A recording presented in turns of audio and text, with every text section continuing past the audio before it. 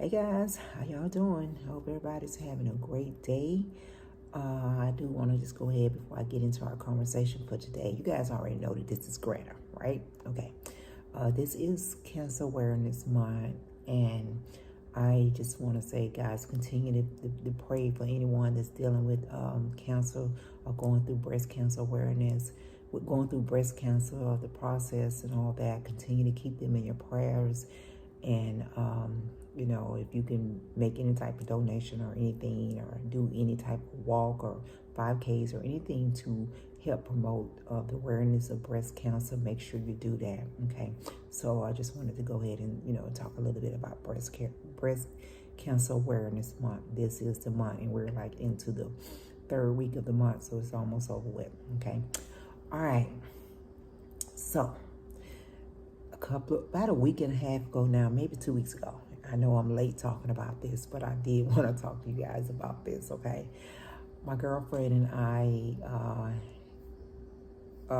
knew that they had been advertising that DL was coming to the stand-up live comedy here in Huntsville, okay? So we was like, yeah, let's, she invited me to go. I was like, yeah, cool, let's go. I like DL. He's very funny. I listened to his talk show when I'm in the car and stuff like that. He comes on like at 2 o'clock every day on his talk show. He's hilarious on there. He's very controversial on there. He talks about all kind of topics. He talks about politics.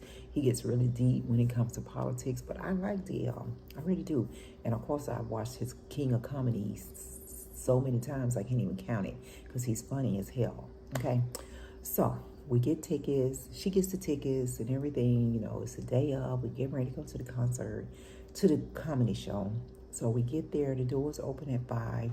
We get there. I get there like at 5, 4:30, 4:40. Our plan was to get there at 4:45. Of course, my girlfriend, she gets there at like 4:58. Okay, it's all good because we still got plenty of time. The line is not long. People are lining up to get ready to go into the show. So we get into the show, and as we standing there in line, I'm telling her then, I do not want to sit at the front of the show. I don't. Because DL would call people out. He would do that. He would put you on blast, okay? Girl, don't worry about it. It's no big deal. He's not going to call you out or anything like that. Don't worry about it. So I'm like, okay, cool. So we get in there.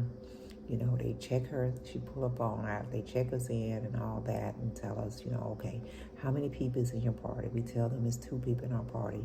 So they're like, okay, cool. So they started taking us to the table. I can see them. They're taking us to the front. They're taking us to the front.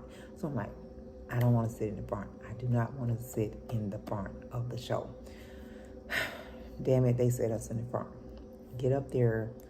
The table holds like 6 people, and you're sitting across from your partner, 6 chairs, and we're center front right there. It's 2 young ladies that's already there.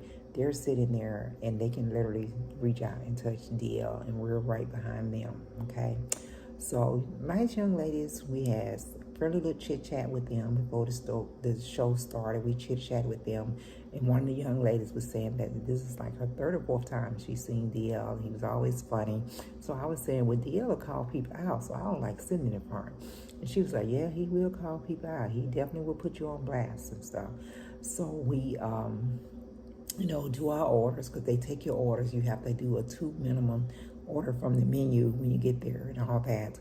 So they take our orders, we get our food, we eat, we chit chat. There's 4 more people brought by, behind us to fill that table up and all that. The first comedian comes out, really good comedian. He did a great job too. I think he's from Atlanta, but he did a great job. Very good. He got the crowd packed up. It was a packed house. I mean, packed. There was not even an empty seat in there. So it was a packed show. Very good show. The first guy, he did his thing. He was very comedy, had you laughing. He really pumped us up and got us ready for DL. Okay, so here comes DL. DL comes out dressed real nice. He's old school, so you knew he was going to be dressed, real nice with it. Had his suit on. And I did notice when he came out, a gentleman walked out with him, behind him.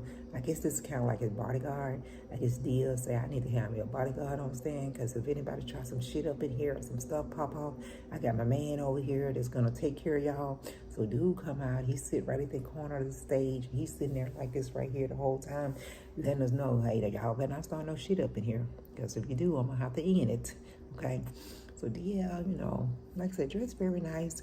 He's a little bit shorter than I thought he was because I'd never seen him myself in person. It's the first time I've actually seen him in person.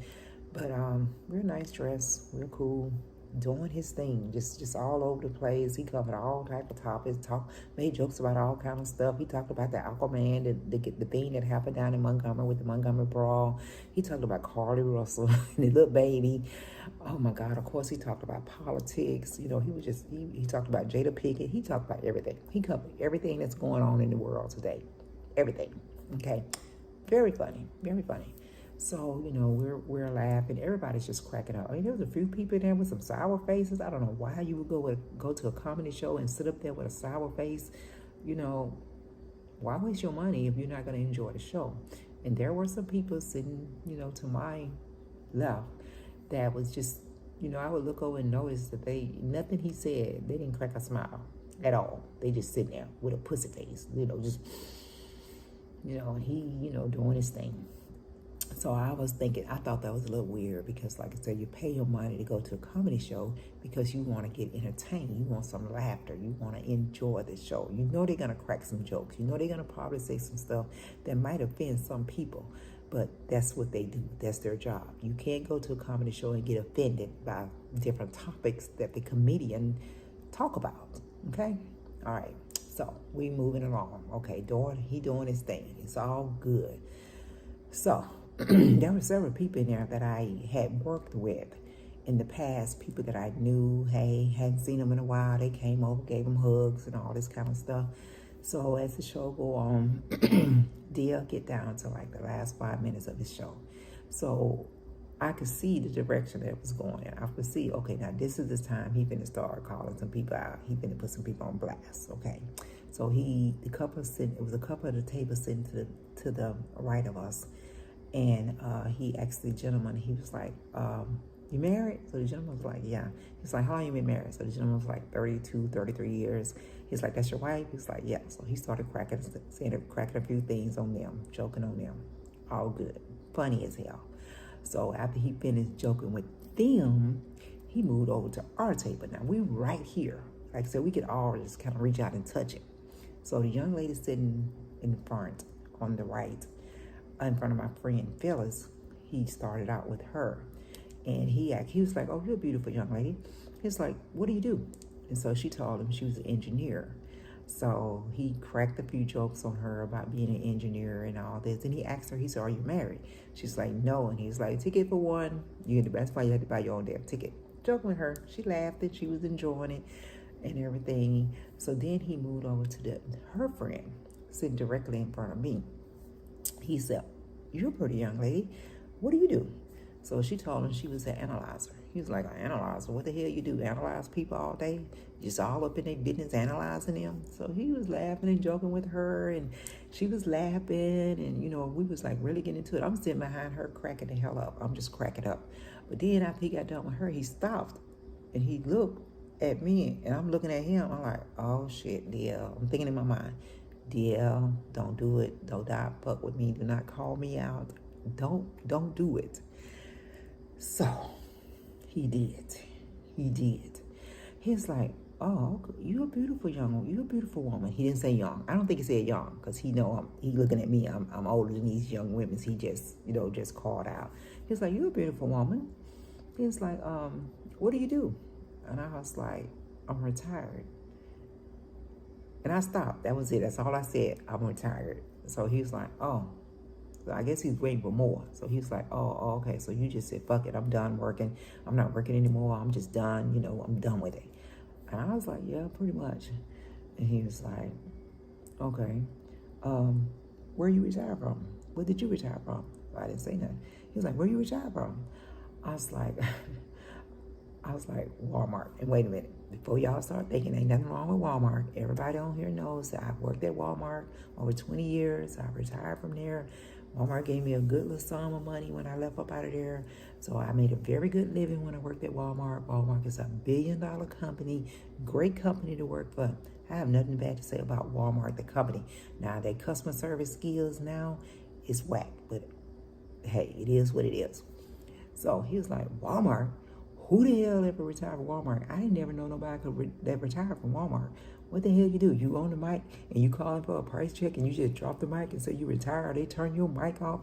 He roasted the hell out of me about Walmart. I'm just sitting there and I'm just cracking the hell up. I'm like, oh my God. It was funny. I wasn't embarrassed at any point about working at Walmart. I wasn't even embarrassed about the joking because it was funny. It was funny. I give him that. It was very funny. But I was like thinking in my head, like, I knew he was going to do this shit. I'm looking over at my friend, like, I told you this shit was going to happen. I told you this. Now you got me sitting up here being the joke. I'm the joke now. Everybody up here laughing because a lot of people in there knew where I was seated, knew I worked at Walmart. They just all laughing about it. It was a joke. But thank you, DL, for putting me on shine, for putting me on blast, calling me out, making me a part of your show. Thank you for making me a part of your show. I appreciate it because I got extra laugh that night. I enjoyed the show, and it was fun. And like I said, nothing wrong with Walmart, but hey, people talk about it and joke on Walmart all the time. Hell, I even do it. I talk about it. I joke about it, but I appreciate that. I was put on blast by D.L. Hughley. I ended the show, because after that, he dropped the mic and he was done. I ended the show, Granna in Walmart, ended D.L. Hughley's show. Okay. All right, guys. I just had to tell y'all about that because it was funny as hell. It made my night. I'm always talking about laughter. I'm always talking about smile, putting a smile on your face, finding something to laugh about, enjoying your day. That was a great night. I enjoyed it. And, if you ever get a chance to go check out DL, do that. Check him out. He's funny as hell. You might not like some of the topic that he's talking about, but just show the support, okay? He's an old school comedian, so you will definitely enjoy it, okay? All right, well, Granna's about to get up out of here. You guys have a great day, and I'm going to check you out next time around.